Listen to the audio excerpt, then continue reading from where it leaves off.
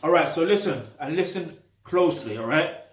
For you to solve xenophobia, you have to understand exactly what that is. And xenophobia is basically fear of foreigners. Yeah? I've mostly seen it closely linked to South Africa because I've been seeing it on Twitter trending and all that stuff there. Most recently, xenophobia attacks to do with apparently South Africans attacking Nigerians. Now here's the thing. I saw it again probably like a year or two, a year ago or 2 years ago. Yeah, again.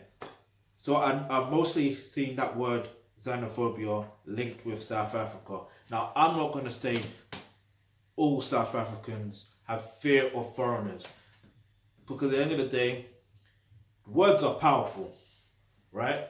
And most of the time, most fear it comes out of misunderstanding, and sometimes you're not even fearful. Maybe you're just pushed an agenda, and sometimes, and believe it or not, there is a conspiracy. Not conspiracy theory, but a conspiracy fact. I want you to understand something. Because if I'm mostly seeing xenophobia linked to South Africa, let me ask you this. In fact, leave your answer in the comment section below. That word xenophobia or xenophobia attacks, when you hear that word or see that word, what country do you mostly associate it with? Or, yeah, what country do you mostly see that associated with? Leave your answer in the comment section below. Alright? What country do you mostly see that word xenophobia or xenophobia attacks linked to? Leave your answer in the comment section below right now. Alright? Because for me, I usually see it associated with South Africa. Now here's the thing. A white person could be born in South Africa, and by default, allegedly they're now South African, right? An Asian person could be born in South Africa and they're allegedly South African. A black person, which is kind of weird because you've got Asian, Caucasian, but anyway, a black person could be born in South Africa and they're allegedly South African, regardless whether, let's say with the white person, they're let's think, they're Russian. Yeah, their parents are Russian, or let's just really flip it. Their parents are Dutch, yeah? Or their grandparents are Dutch. But because of the whole situation with slavery and all that stuff there, they remained in South Africa. So their children were born, their children are born there. So by default there, you would say they're South African, right?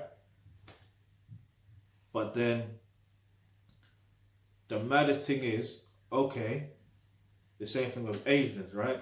They could be born, their grandparents, or maybe their parents really, were born in, I don't know, India, for example, and they come over to South Africa, and then they have children, and by default, they're South African, right?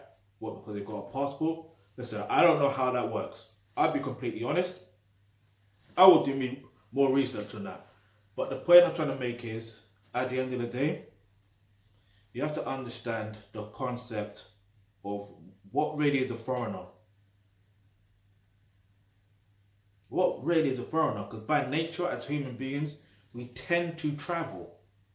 We tend to travel and we tend to communicate and, participate with other human beings, whether they look similar to us in terms of complexion and stuff like that, or whether they don't look like us in complexion.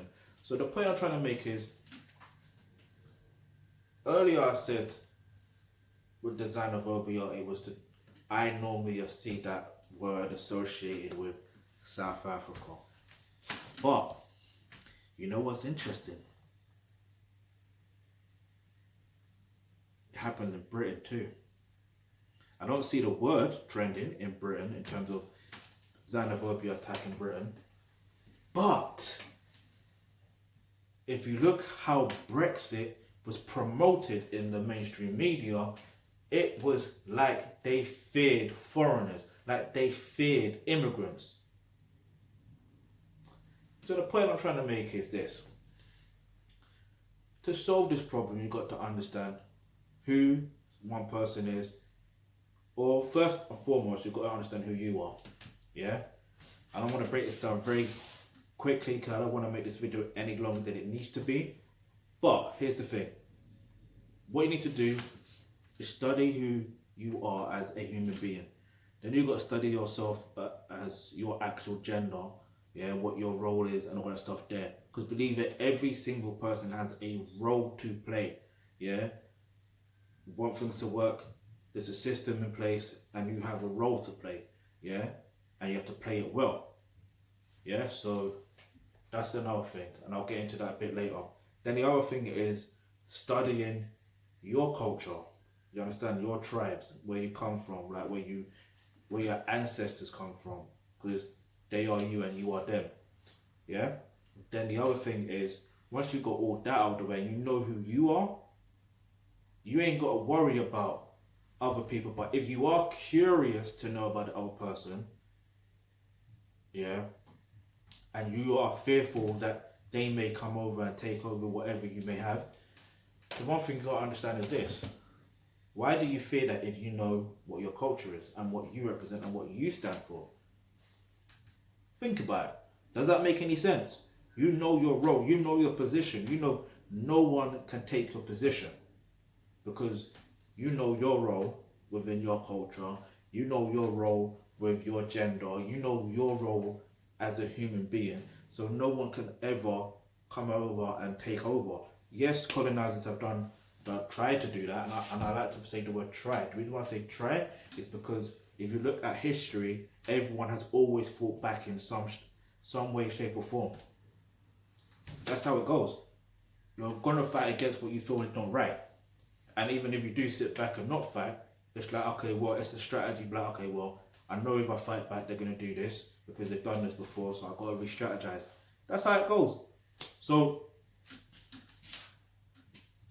the point I'm trying to make is, it's about knowing thyself. And once you know thyself, then naturally what's going to happen is, by default, any form of xenophobia around you, yeah, is going to move away. It's going to break away. And what I mean is that problem's going to be solved, basically. It's not going to happen overnight, but it's a start. Because you know what they say? Charity begins at home.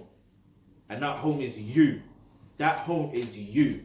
So let's get started straight away. So click on the link in the description box below, yeah? And then what you're going to do, when you click on that link, you become a member of the Onochie-Obayuwana Trust. Once you become a member of the Onochie-Obayuwana Trust, you will get access to online courses such as roles and relationships. Now it's in that course where you will get the access to information such as, you know, the traits and your role as either a man or a woman. You'll learn all the information that you're supposed to know, yeah? And then also, there's a healthcare course as well, where you will learn more how to deal with solving problems. You understand? But then there's also the parenting course where, you know, you learn more about how you react as an individual, so you know how to, you know, just move. Like, life is a game of chess, so you need to get your knowledge up on thyself. That's another thing. The other thing is, if you are African and you don't really know much about your roots or your culture and stuff like that, then this online course will do with African history. You will learn more about that, and you learn more ways to gravitate towards learning more about your cultures or your tribes, so you know your position, you know thyself, you know everything around you, everything that's centered around you. Then naturally you will attract and be a magnet to solving the problems such as xenophobia and any other problems, to be honest with you. So go ahead, click on the link in the description box below, right? Become a member of the Onochie-Obayuwana Trust right now. And also, if you've got any questions, any topics you'd like for us to discuss in our videos, then by all means, leave that in the comment section below. And as always, peace, blessing, and more prosperity.